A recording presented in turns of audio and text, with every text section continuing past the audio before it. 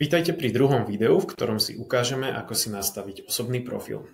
Po vyplnení údajov k nášmu biznisovému profilu môžeme prejsť do druhej časti v rámci nastavení do sekcie My Profile, ktorá je teda priradená priamo ku vám konkrétne ako užívateľom tohto softvéru. Keďže tých užívateľov môžeme mať viac, tak každý má k dispozícii svoju vlastnú sekciu, kde si môže upraviť dáta o sebe. Toto vám taktiež odporúčame čo najdetailnejšie vyplniť, pretože neskôr si ušetríte veľa práce s tým, aby ste nemuseli jednotlivé údaje vyplňať znova a znova.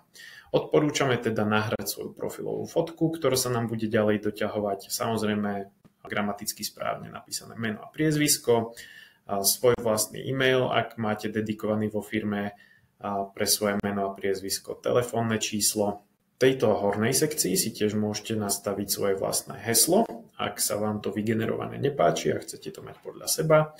Ďalej tu máme možnosť v prípade potreby odhlásiť sa zovšadiaľ, čiže ak ste náhodou prihlásení aj v mobilnej appke alebo v tejto internetovej aplikácii a máte nejaký problém, veľmi jednoducho sa viete zo všetkých zariadení odhlásiť. Taktiež odporúčame mať nastavenú túto dvojfaktorovú autentikáciu, a to z toho dôvodu, aby ste čo najviac ochránili svoj vlastný účet, keďže tu máme pomerne citlivé biznisové dáta. Ďalej môžeme nastaviť svoj osobný kalendár, preferovaný jazyk platformy, k dispozícii je ich zo pár, ale tak ostaneme pri angličtine. A ďalej, veľmi napomocná vec, e-mailový podpis. To z toho dôvodu, aby tá naša komunikácia v e-mailoch, ktorú neskôr budeme nastavovať, vyzerala profesionálne, takže jednoducho z tohto miesta si môžeme prednastaviť e-mailový podpis, ktorý sa nám neskôr automatizovane bude naťahovať do celej ďalšej e-mailovej komunikácie. V prípade, že používate svoju vlastnú e-mailovú schránku na biznisové účely, je možné prepojiť si tento automatizovaný e-mail a e-mailing v rámci našej Lidzuky so svojimi vlastnými e-mailovými kontami, čiže to Gmail, Outlook alebo ďalšie. Taktiež si to vieme prepojiť so svojimi vlastnými kalendármi, takže ak používate Googleacky alebo Outlookový kalendár, viete si to tu napojiť. No a takisto si vieme nastaviť, aby sa nám tie kalendáre synchronizovali.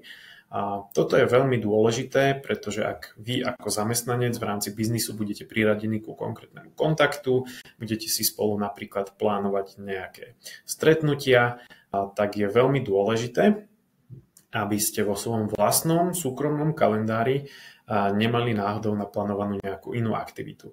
Ak máme nastavenú túto synchronizáciu kalendárov, tak aj v prípade, že vo vašom osobnom kalendári už niečo naplánované na daný čas máte, a to zabezpečí, že nikto z klientov si vás nebude môcť ako keby zabúkovať na daný čas, pretože dvojsmerná synchronizácia kalendárov zabezpečí, že tento termín ani nebude dostupný. No a úplne na záver si môžeme ešte nastaviť svoju vlastnú dostupnosť v rámci online stretnutí, ktoré môžeme robiť napríklad na Google Meet alebo ďalších platformách, ktoré si tuto môžete zvoliť, či už sú to napríklad Zoom stretnutia alebo fyzické na nejakej adrese alebo telefonické telefonáty, tak tuto si to môžete dopredu predvyplniť a opäť ďalej do nastavení kalendárov a ďalších inštancií nášho softvéru sa to bude automatizovane premietať.